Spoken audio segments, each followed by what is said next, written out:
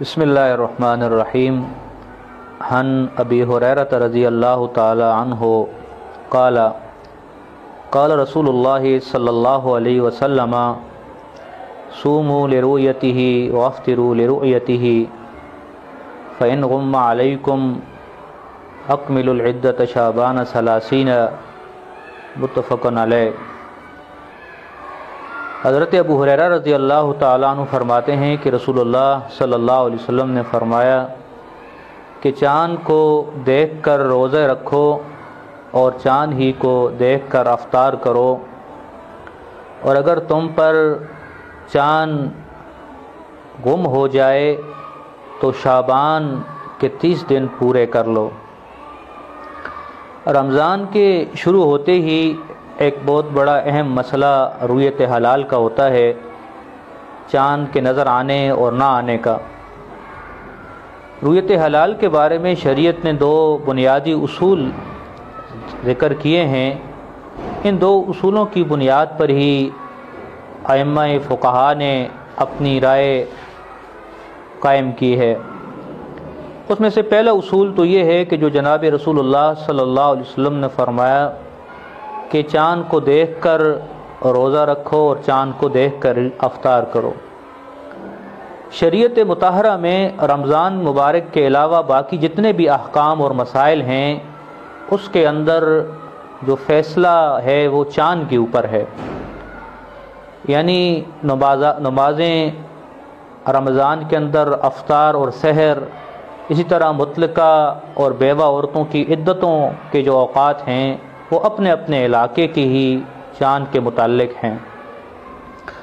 دوسرا جو سب سے بڑا اصول ہے وہ حضرت ام فضل رضی اللہ تعالی عنہ کی وہ روایت ہے کہ جو مسلم میں بھی ذکر کی ہے وہی ہے، امام ترمذی رحمۃ اللہ علیہ نے ترمذی میں بھی ذکر کی ہے، اور امام ابو داؤد اور امام نسائی رحمۃ اللہ علیہ نے بھی اپنی اپنی احادیث کی کتب میں ذکر کی ہے۔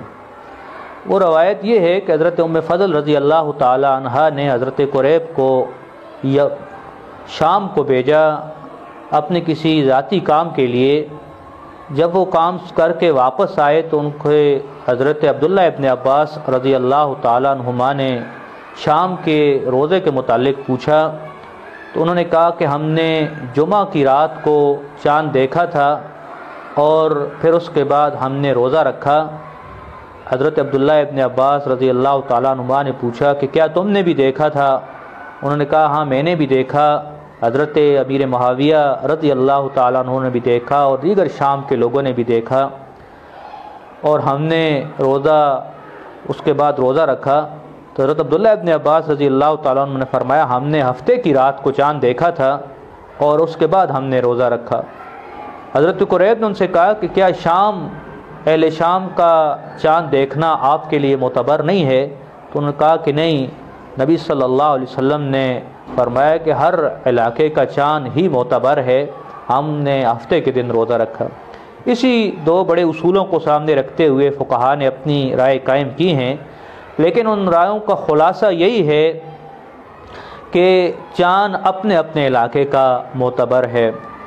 چاند کی گواہی کے بارے میں حضرت امام ابو حنیفہ رحمۃ اللہ علیہ اور امام شافعی رحمۃ اللہ علیہ کی یہ رائے ہے کہ اس گواہ کے لیے چاند کے دیکھنے کی گواہی کے لیے 1 عادل یا 2 عادل گواہ ہوں تو معتبر ہیں۔ ہاں البتہ عید کے چاند کے دیکھنے کی گواہی کے لیے 2 عادل گواہوں کا ہونا ضروری ہے۔ اور امام مالک رحمۃ اللہ علیہ اور امام احمد بن حنبل رحمۃ اللہ علیہ کے نزدیک رمضان کا چاند یا شوال کا چاند دونوں کے لیے 2 عادل گواہوں کا ہونا ضروری ہے، اور ہر علاقے کے لیے اپنا اپنا مطلع معتبر ہے۔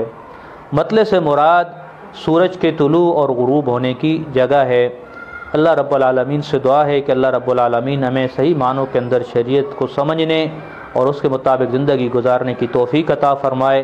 وآخر دعوانا ان الحمد للہ رب العالمین۔